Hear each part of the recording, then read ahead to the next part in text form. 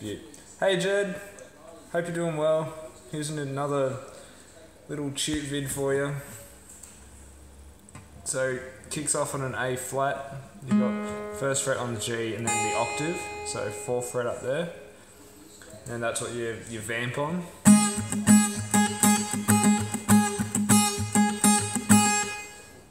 And the bass riff starts on that low A flat, so that's the fourth fret there. Then you slide from second on the A up to the third.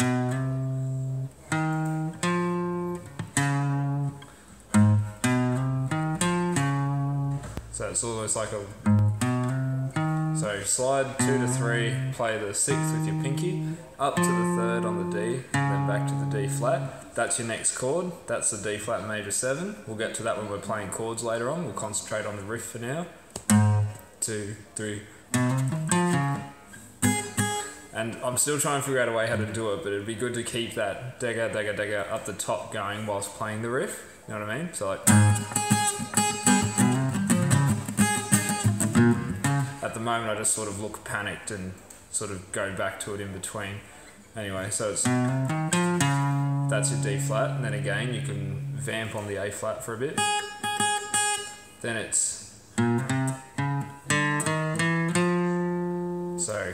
First on the A, third, fourth, then chromatically from the open D, walk it up to the third fret. That's your next chord, and then you go, so that's an F, you then go down to the C, up 1 to the D flat, back home to the B flat, sorry, A flat, 4th fret, and then a 2, 5, 1. So this is your like classic autumn leaves type sound.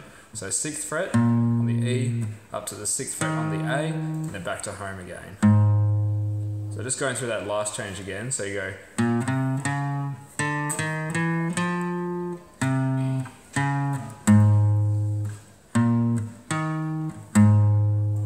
And there's a little fill that I like to do on occasions, which goes... So 6th fret on the A, hammer on up to the 8th, then up to the 6th on the D. This is just your pentatonic shape, which I know you love and utilise so well. Just like that. Okay, so I'll play that riff again slowly, so it's, you can sort of kick off with the octaves.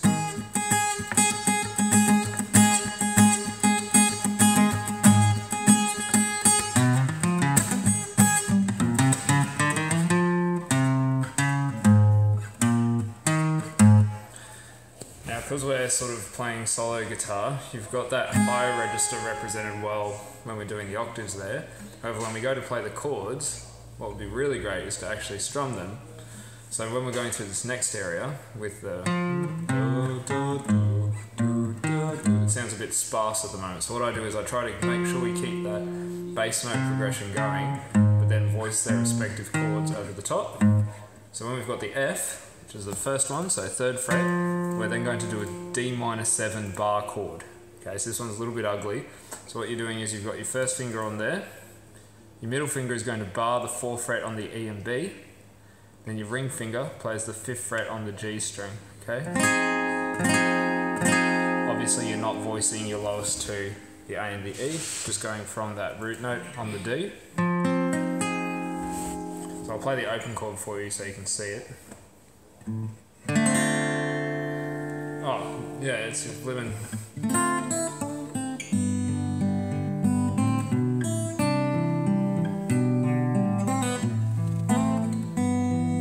Little intermission. So yeah, it's that same D minor 7 shape, but we're making a bar chord across the 3rd, so it's an F minor 7. So you got that one. Then you play a C minor 7 chord, so just going through our changes again, it goes... So F minor 7, C minor 7, so across the 3rd with an A minor 7 shape. Then up to a D flat major 7, okay, so it's across the 4th, and what we're going to do is play an A major 7 shape. This one's a little bit funky, okay, so your ring finger is going to do the 6th fret on the D, middle finger is 5th fret on the G, and your pinky is 6th on the B, okay, so it's like that. Just get you... Yep.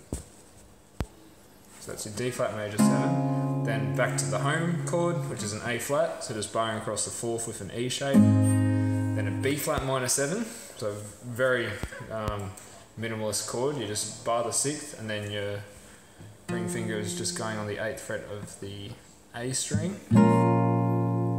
That's your 2. Then the 5 chord, which is the E flat. I play an E flat 9 just because it sounds cool.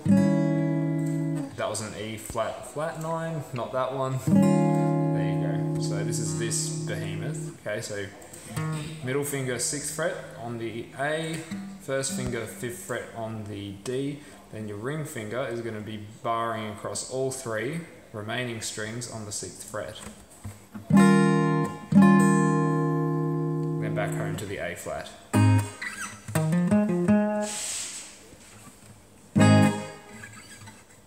So just to go through those chords again, those changes: F minor 7, C minor 7, D flat major 7, A flat, B flat minor 7, E flat 9, then your A flat.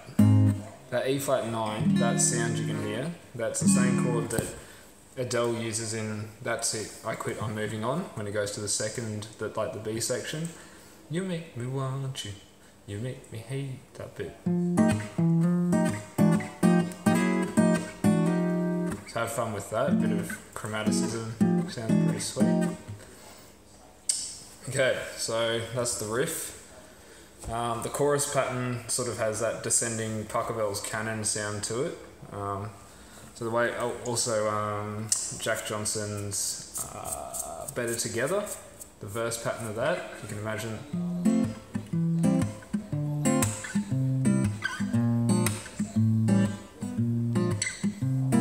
That sort of sound, but we're playing an A flat instead.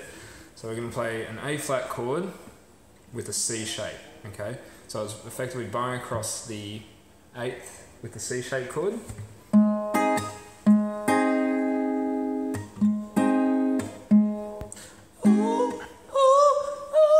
There it is.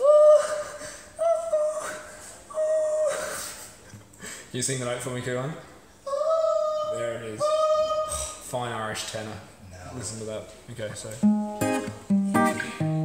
I'll just play the chords for you so you can get your ear around what we're about to do.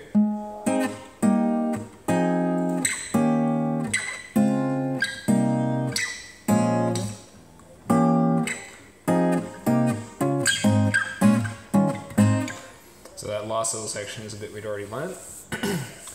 Okay, so starting off on the A flat chord, so barring across the 8th, playing with a C shape, so your pinky is on the 11th. You then play what is actually like a G chord barred across the same position, okay? But we're not playing that low E string, so you can get away with not fingering that. So just your ring finger on the 10th fret and then barring the rest across the 8th.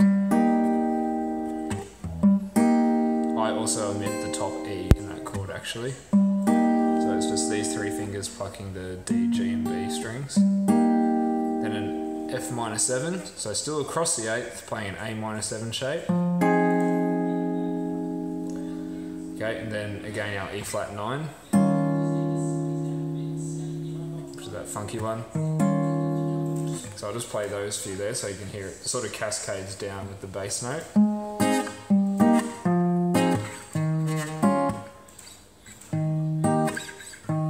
Actually, E flat 9 is probably not the best chord. Just play a regular E flat. So first finger on the 6th, this finger doing the funky thing across the 8th, so it's like a barred A chord. Then our D flat major 7 again, so 4th fret with that funky business going on. C minor 7, then B flat minor 7, but we're going to play it there. I mean, you could play it there, it's all good. I like that sound, it's a bit more mellow in this instance. Then there's a really cool passing chord going up back to the F minor 7, okay? When we get to this F minor 7, that's when we do the same chord progression that we just learned at the end of the first riff.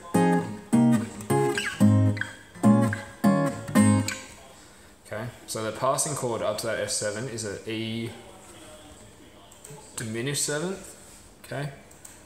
So it's this one. It's pretty gross. It's a bit similar to the passing chord in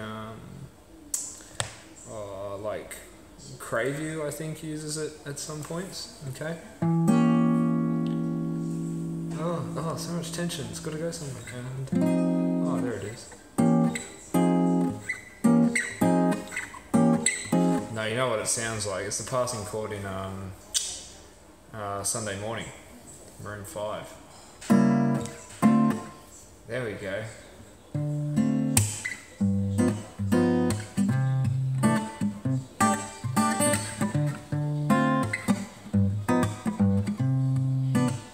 Sure, I won't be able to resist, just to listen. He's trying to do some like research application shit.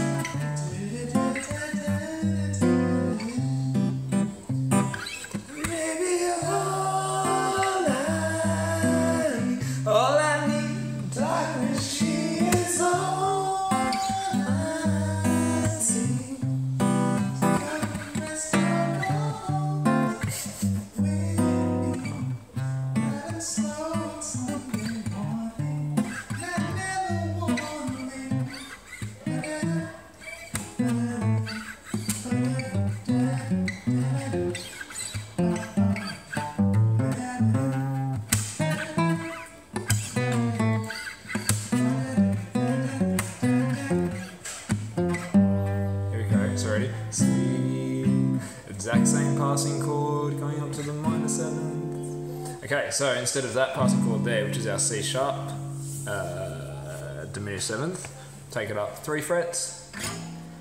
That's our E diminished 7th. Cool fact, they're actually technically the same chord, just in a different inversion. There are only 3 different diminished 7th chords out there.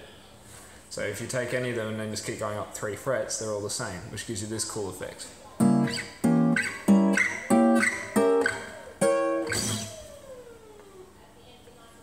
So E diminished 7 on the 3rd takes you up to F minor 7. I'm playing the F minor 7 here. It's the exact same as what we were doing before down here. You can hear that. So F minor 7, C minor 7. I'm doing 8th with an E minor 7 shape. Then D flat major 7. Playing there. That's a little bit of an odd one. Let's keep to this one. That's good. Then A flat. Then 2 5 1. B flat minor 7. E flat 9. A flat. That E flat 9, you can do an E flat flat 9, which is this. Sounds a bit jazzier. Can be cool. Is the voice leading across those 3 chords there. Pretty sweet.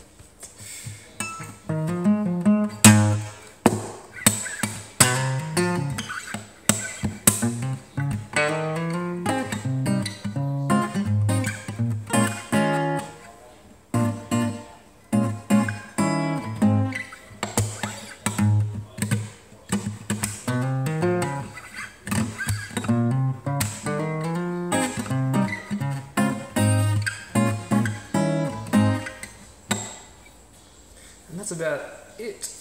Oh, I want you back. Yes, I do now. Ooh, baby. That's just A flat to D flat and back to A flat. There you have it. Knock yourself out.